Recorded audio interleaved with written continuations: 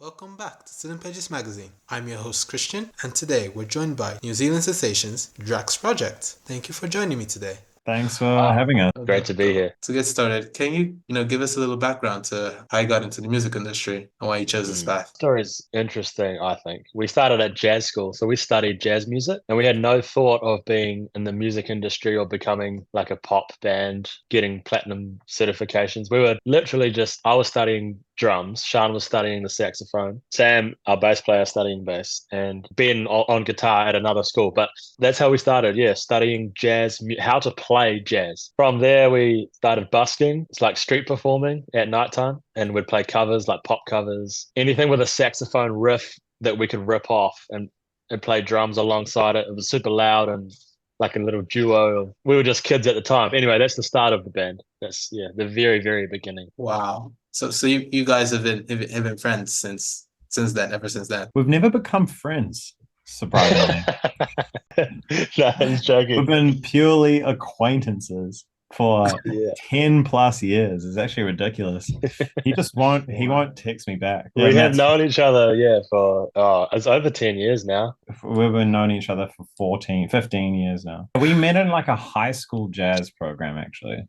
And then and then eventually me and Matt ended up studying at the university in which the high school jazz program was held. We got sucked in early. And the music that we started to make at that point was still quite jazz influenced, quite different to what it is now. Kind of hard to listen to.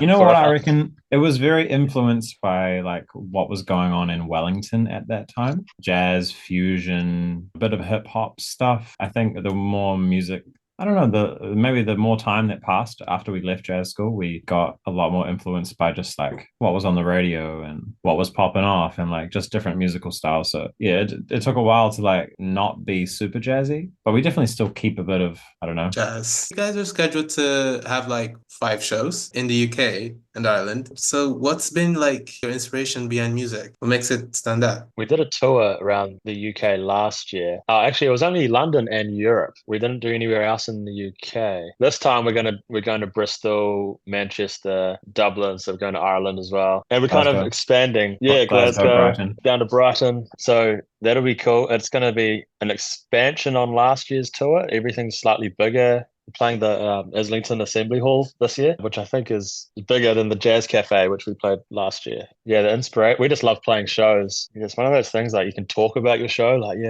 this happens and this happens and this happens, but I feel like you actually have to come and see us live to get the full picture, the full Monty. It's like, it's super high energy. Sean's playing the saxophone and singing. Sometimes we're playing big dirty EDM drops that you wouldn't probably associate if you just heard our song Woke Up Late with Hailee Steinfeld, for example. You probably wouldn't put some of the songs in the same area. It can get pretty hectic, but that's for you to find out. Yes, May and June, UK, Europe. I'll keep an eye It'll be good to see you there. Glad. It'll be good. Could you tell us about how the people in your life inspired you to strive to where you are now? I think my brother also plays the saxophone, and just having a friendly sibling rivalry is pretty healthy, I think. But I think there's a part of me that feels like I should do it because I really like it. But that's pretty much it. Like I just find it fun, so I should probably continue to do it. And then other people keep telling me I'm good at it, so I'm like, well, I guess I should definitely do this. Like I shouldn't just stop. It's maybe just my environment telling me to do it more than any specific people that have like inspired me. Feel the same, more or less. Like I'm just surrounded by music all the time, and it's just fun to make music and listen to music.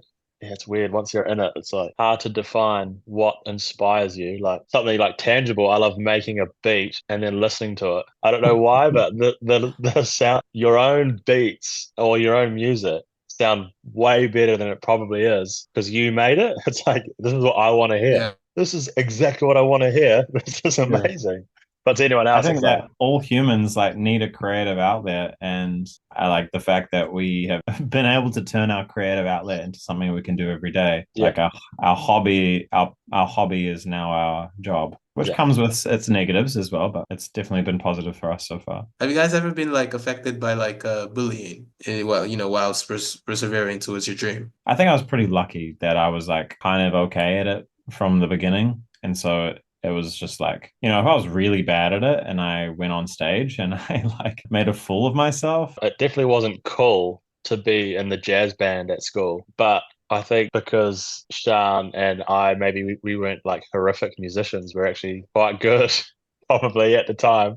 We didn't get bullied, but if we were terrible, I could see it happening. Like there were definitely lots of within like my mates. It's all good natured anyway, but it Yeah. wasn't really bullying. It was like good natured, Ribbing. It's like just banter. ribbing of like we got jazz band practice at lunchtime. Like I can't hang out. Sorry, it wasn't bullying, but at jazz school, this was later on. So at university, it's not bullying by any stretch, but like you could tell there's a bit of a sense of like, what are these our fellow peers, these jazz guys doing, playing these pop songs on the street, playing those dirty pop songs that we look down upon as jazz Oh, musicians, There was a little bit of that I could kind of yeah. sense at the time. So we're obviously studying this jazz with our peers and such. And we were doing cool gigs, like we were playing to lots of people after like a year or so. And we're still studying at jazz school.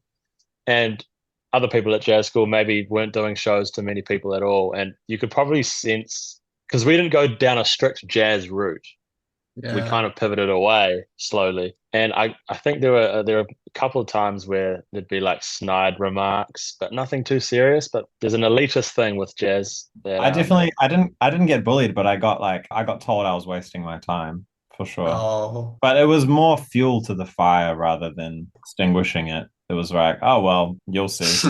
Have you guys ever like suffered from depression or anxiety that you feel comfortable talking with, of course? I don't think I've ever suffered from anxiety, but I did get really anxious one day when I had to tell the rest of the boys that my wife was pregnant. I was so nervous. I was so nervous. I felt sick. I thought I was getting sick. And then after I told them, I realized that I wasn't sick. I was just anxious. I think most creative people have more often than non-creative minds to go down like and get sad, at times. But we're really lucky. Like we're in a really close-knit group of four boys. We've Mm. also been in like long-term relationships with all of our partners for like a long time. Like I've known my wife we've been together for like 8 years, and Matt's been with his wife for like 8 to 10 years, and the other band members have been with their partners for just as long. And I think we're really lucky to have a close support network, honestly. And when we do go through Yeah. anything, we have people near us and our family near us. I think honestly, like everyone goes through that stuff, Mm. And I think the most important thing is that you can tell someone, and we all Yeah. have those people in our lives, which we're really lucky to have. But also we've worked hard on it, like we were living in the US for quite a long time, and we all kept our relationships long distance during that time, which was really hard. And now, but we're still together with all our girlfriends and wives, and so that's an answer to your question, really. So, have you guys like utilized like social media to enhance your career? We always kind of thought that we didn't know what we were doing, but we keep doing something right. We keep randomly getting a good video, but I don't think we've ever known before we put a video up if it's going to be good or not. Like Ah, it's always just like, wait, this is blowing up. What the hell? Let's do it again. Yeah, just trying to keep on top of the landscape is the most difficult part. That is anxiety inducing, actually. Trying to keep up with social media, what to post, how much to post, why you should post, all this stuff. But we have actually had a really, I feel like a good connection with social media in terms of like being a band from New Zealand. Like if you look at a lot of other bands in New Zealand, they haven't been doing social media consistently since they started.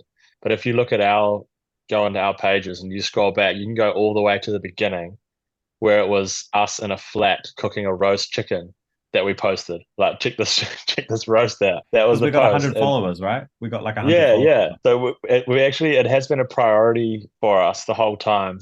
But these days, the landscape has changed so much. Like when we started, it yeah. was like Facebook was like popping off. Everything was on Facebook.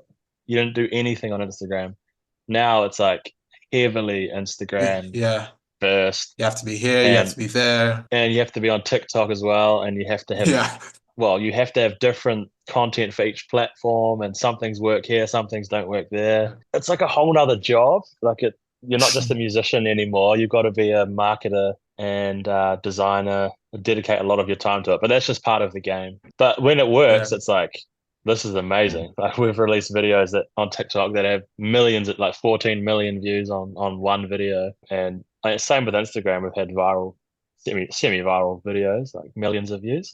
And we just had no idea that they would get any. And The thing yeah, is that we've never been able to plan it and never been able to be like, cool, we got a song coming up. Let's make something viral for it. Like we've never been able to do that. I see. But I don't think Yeah. it matters. Like I think for us, the only thing that really matters now is like connecting with people like on a deeper level, so they actually want to know about you to the point of coming to our show. Because Yeah. like we just have talked about this a lot. Like we would rather reach 100 people that really want to come to our show versus like 1 million people who they see you and go and again keep scrolling. We just want the genuine connection, and To that's stay. still something we're trying to figure out. I mean, that's partly why we're coming on tour, because we know that live music is like the 100% the best way to make like a fan for live. You can't get that connection over social media. And so, that's basically what we think now. Is like there's only so much you can do. You've got to get out in the world. We do, at least. Like we do for what we do. We've got to get out there in the world and meet people and show and play to people, because social media is cool, but we've got a couple of Yeah. viral videos, but like how many of those people have actually come to our shows? Like probably not that many. Yes, coming from that, and how important was it to like find people, but in the music industry, akin to the music you wanted to produce? Along the way, we've met and collaborated with some amazing people, and it seemed like at the perfect time as well. Like, for example, when we were busking, we met our manager who heard us busking. He came down from his like apartment and dropped us $20 and said, "You guys aren't annoying. Here you go. Here's $20." This was in Wellington. It's a small kind of city, and we ended up talking to him. He became our manager. This is so long ago. And from there, we produced and made our own music, did one EP. And from there, that EP did whatever it did. We met another producer called Devin Abrams. He worked with us on the next EP. The music got way better. From there, we got signed to a label in New Zealand, Universal. And then that opened up more doors. And then it kind of just done this. So in terms of like specific people, we wrote a song with the biggest New Zealand band ever, 660. The song's called Catching Feelings. They're featured on the song. Machu is the singer. And that was a point when we wrote that song. They told us a few things about writing music. They said, don't overcomplicate things. Just write things, kind of keep things rolling if you can. And we're kind of still stuck in our jazz school mindset a little bit. And that kind of opened some doors from there. Opened for Ed Sheeran. We met Ed Sheeran. He came over to New Zealand, played a tour.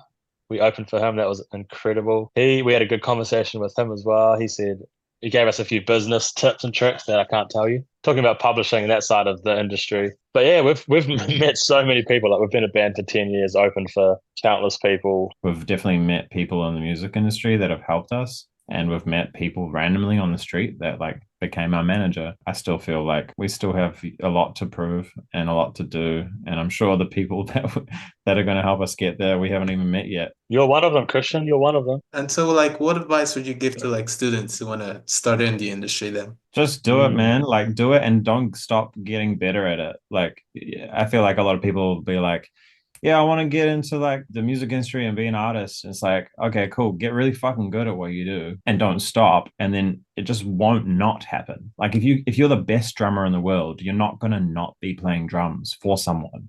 Like Beyonce's drummer is one of the best drummers in the world. And he got that gig because he's amazing at drums. So I feel like it's just an underrated thing. You want to be in the music industry, choose one of the instruments, just choose one of them and get ridiculously good at it. Doors will open. Honestly, that's a major thing.